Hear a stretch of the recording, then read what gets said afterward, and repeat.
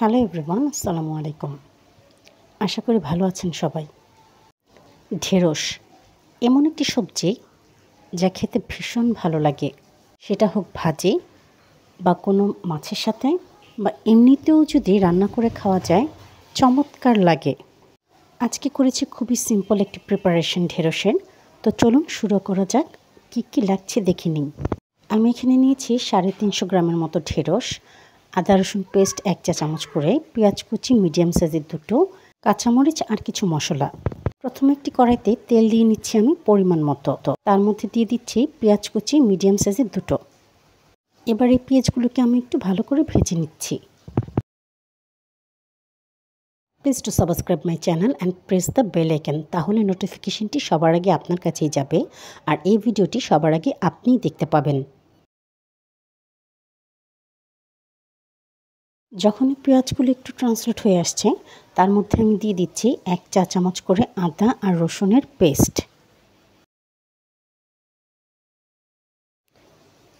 আর এবারে আদা রসুনের পেস্ট দেওয়ার পর আমি খুব ভালো করে মশলাটাকে একটুখানি ভেজে নিব, যাতে করে আদা রসুনের কাঁচা যে গন্ধটা আছে সেটা চলে যায়।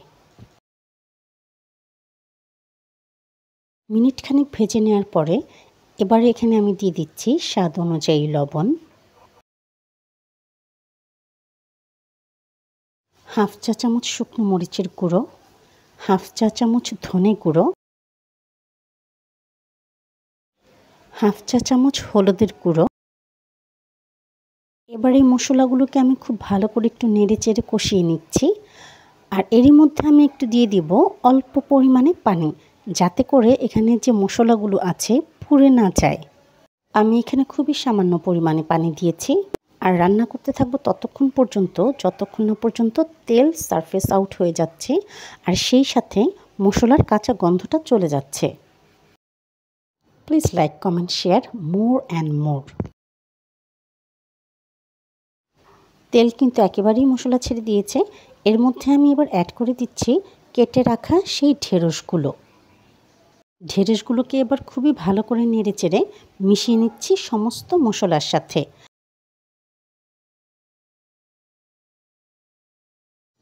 Please like, comment and share.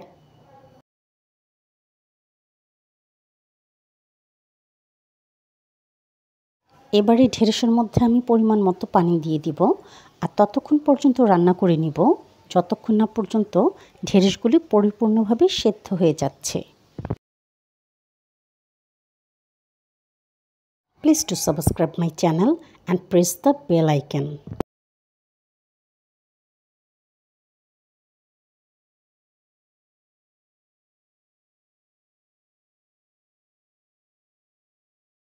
ঢেঁড়স সেদ্ধ হতে অনেক বেশি সময় লাগে না। এখানে 8 থেকে 10 মিনিটের মধ্যেই ঢেঁড়সগুলি এই পজিশনে চলে এসেছে, অলমোস্ট ডান হয়ে গেছে এখানে।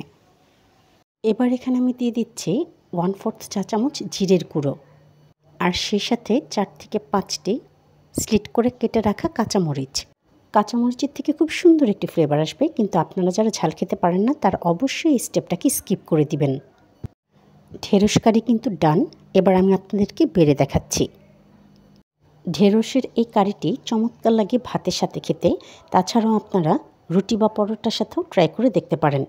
যদি আপনাদের আমার এই ভিডিওটি ভালো লেগে থাকে তাহলে অবশ্যই সাবস্ক্রাইব করে দিবেন, ফলো করে দিবেন আমার ফেসবুক পেজ ও ইনস্টাগ্রাম আইডি তিন্নাস কিচেনকে।